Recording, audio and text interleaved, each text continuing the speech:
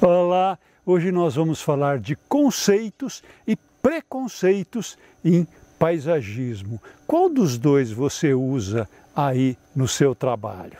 Vamos ver?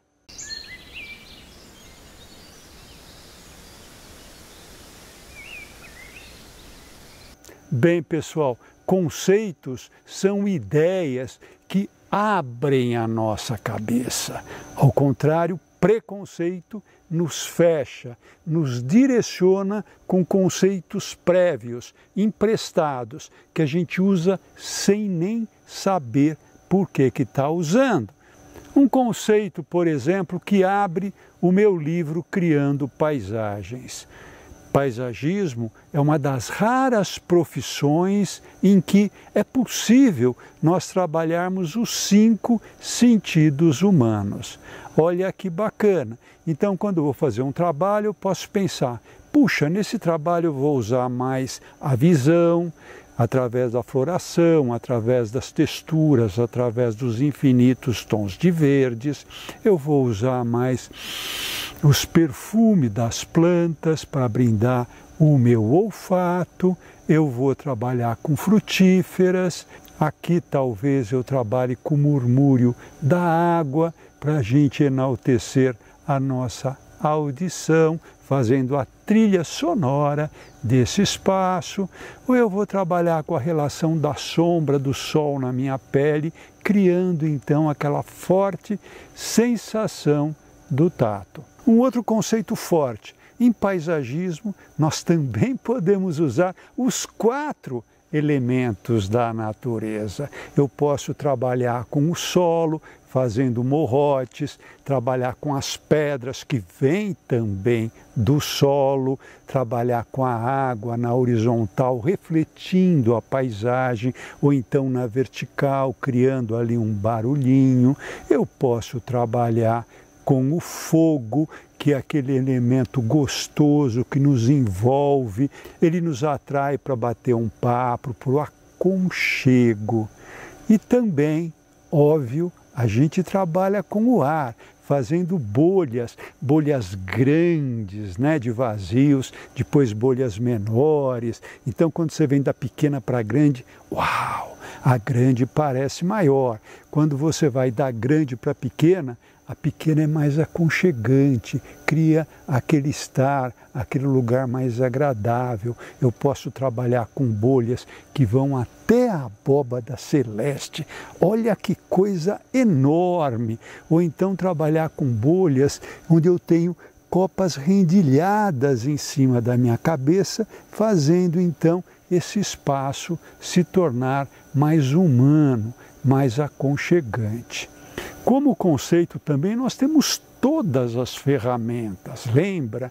Ponto focal, passar entre, enquadrar a paisagem, capturar a paisagem e trazer para dentro do nosso espaço. Podemos usar a ferramenta percurso para ver se nosso projeto está interessante ou não, se ele está criando surpresas, lembra? Se ele criar surpresas é porque ali vai ter beleza, se não, vai ter pouco encantamento. Então é isso, o conceito nos abre, nos possibilita, nos dá asa para a nossa imaginação, enquanto que o preconceito ele vai nos limitar. Por exemplo, eu gosto de tal planta, mas eu não gosto dessas outras. Não gostar de plantas em paisagismo já é uma limitação de preconceito.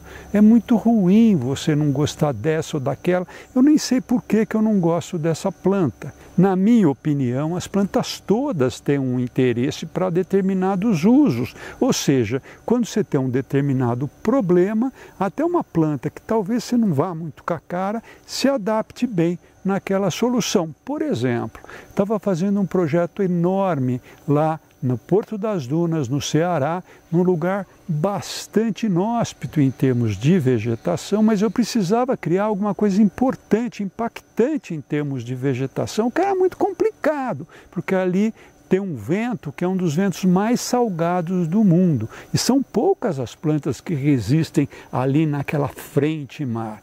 Eu já tinha usado as cocolobas, já tinha usado os pândanos, mas faltava uma planta. E veio aí a ideia de usar a casuarina. Embora eu não fosse muito com a cara da casuarina, porque ela nos remete a paisagens muito fortes fora do Brasil. Mas, no nosso caso, eu usei a casuarina, que é uma árvore podada em arbusto, para fazer ali uma proteção desse vento salgado.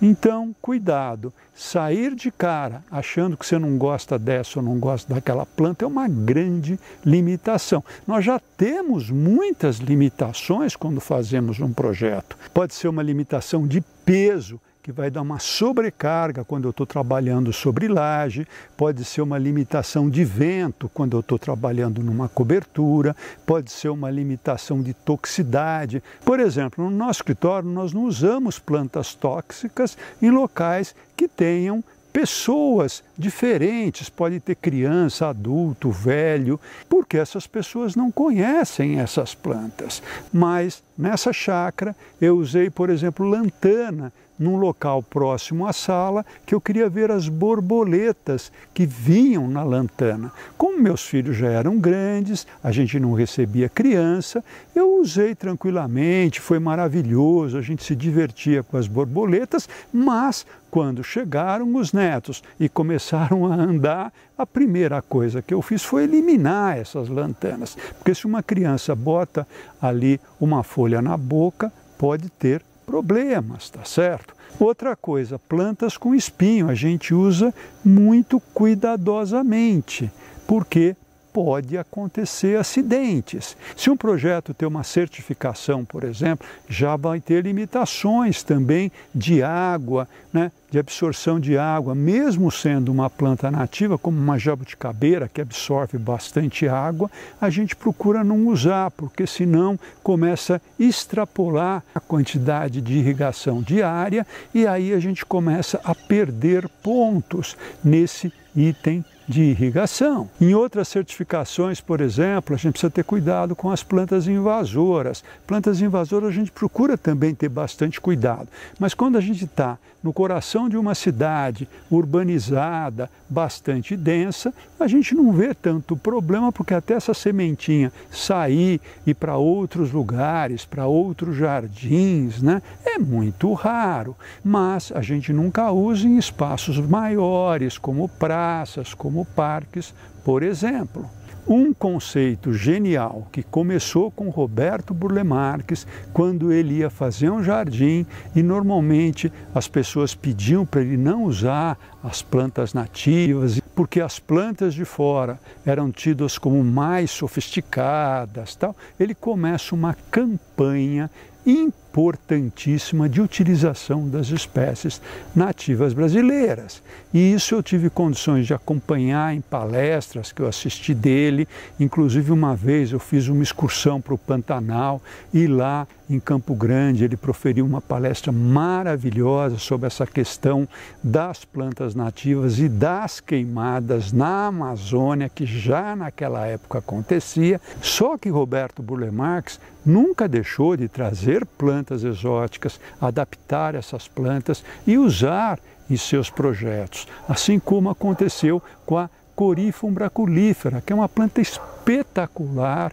que floresce uma vez na vida, mas com uma floração que é maior que a sua própria copa, né, uma palmeira, e ele usou exemplares lá no Parque do Flamengo, e foi uma coisa maravilhosa. Ele trazia essas plantas de fora, inclusive para enriquecer as suas próprias coleções, que são maravilhosas, estão tombadas, estão aí no sítio, que agora virou patrimônio da humanidade. Olha que bacana! Mas esse conceito, que no início foi muito importante, com o tempo acabou virando uma palavra de ordem, um preconceito. Então, hoje, em muitas prefeituras, por exemplo, a gente não consegue usar plantas que não sejam nativas. Aí a gente pergunta, nativa de onde? Nativa da região. Então a gente pergunta quais são as plantas nativas da sua região. Normalmente nos passam uma lista que o mercado não produz. Então não adianta ter plantas nativas se o mercado não produz essas plantas para a gente poder utilizar em nossos projetos. Então as coisas precisam estar muito bem casadas. Por quê? Porque os viveiros, obviamente, eles produzem aquilo que sai, aquilo que vende. E muitas vezes eles produzem determinadas coisas que ninguém compra. Então, planta tem prazo de validade. Se a árvore começa a crescer, muitas vezes eles tiram para plantar uma outra que tem uma demanda maior. A produção de mudas é um comércio, então isso é normal. Outro exemplo foi numa praia em que a gente estava especificando cocos nucífera, o coqueiro, e aí encafifaram que o coqueiro não era nativa. Até porque teve um estudo muito tempo atrás que os cocos vieram nos cascos dos navios, mas as paisagens brasileiras têm essa identidade forte dos coqueiros. Agora chegou-se à conclusão que o coqueiro é nativo, então a gente pode utilizar à vontade. E por que eu estou dizendo que é um preconceito? Eu vou dar um exemplo da cidade de São Paulo. Aqui existia aquela famosa garoa, que era produto do vento que vinha do mar. Ali a gente tinha a Serra do Mar, com muita vegetação, e toda essa umidade vinha para a cidade. Com o crescimento da cidade, com a impermeabilização, a quantidade enorme de construções, não existe mais essa garoa e, pelo contrário, agora é a cidade das fortes tempestades, porque nós temos amplitudes térmicas muito diferentes, ilhas de calor, enfim, uma série de mudanças climáticas causadas pela própria edificação, pela própria impermeabilização do solo. Então, essa vegetação da Serra do Mar já não se adapta tanto na cidade, uma vez que a umidade relativa do ar mudou, uma vez que a temperatura também mudou bastante. Eu não estou dizendo para não usar mais, o que eu estou dizendo é que a gente precisa ter cuidado quando faz essas observações. Nós precisamos ter cuidado e pensar nisso como um conceito que tem que ser adaptado a cada situação. Por exemplo, eu estou trabalhando num jardim sobre laje, com profundidade de terra 35, 40 centímetros. Eu tenho que usar espécies que realmente suportem a essa falta de solo. Se eu estiver fazendo um jardim de cobertura sujeito a muito vento, não adianta eu utilizar aquelas espécies da Serra do Mar que estão protegidas umas com as outras. Elas nasceram já protegidas pelas outras vizinhas que lhe barram esse vento. Se eu colocar essa mesma espécie lá em cima, provavelmente ela vai morrer. Então, na cobertura, eu estou muito mais para campo de altitude, que são espaços que ventam bastante, do que a Serra do Mar, que está aqui próxima. Eu sei que isso é um assunto muito polêmico e muita gente vai gritar com essas afirmações que eu estou fazendo.